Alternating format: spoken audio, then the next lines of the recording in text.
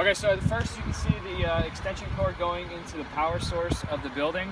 I have a 100-foot cord, and it works out perfectly because the car that we're going to be servicing is quite a distance away. So make sure you have a good long cord, also the respirator that you're going to be wearing for that. Just wanted to go over a couple housekeeping items with the machine itself. This is the heating element barrel. This pops in and out. It's a little bit hot right now, but you'll see it has two prongs and it goes directly in. You want to make sure it's always fastened in place. This is the kettle where the solution is going to go in. It has these two locking devices, just little clips that pop on and off. You want to get a little bit closer here.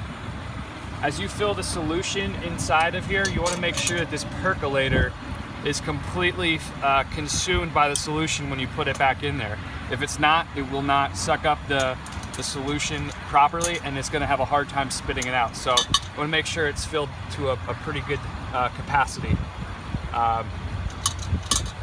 We just pop it back in place, lock these down. And the next item of order is this little turning device here. What this does is it controls whether the spray is more dry or wet. So if you want it to be more wet, you're going to turn it to the left. For our purposes, we want this to be as dry as possible since we're shooting it onto the fabric. This is a solvent, so it's greasy, so we want it to be as dry as possible. So you want to play with this knob when you first get it by turning it to the right as far as possible, that it still, as you pull the trigger, it still shoots out. If it starts to have a hard time coming out as after you've turned it to the right, you're just going to adjust it back to the left a little bit until it starts really shooting out. At that point, you'll know you have a good setting in place, and you won't have to change it unless it gets bumped or whatever. So that's something you'll have to play with.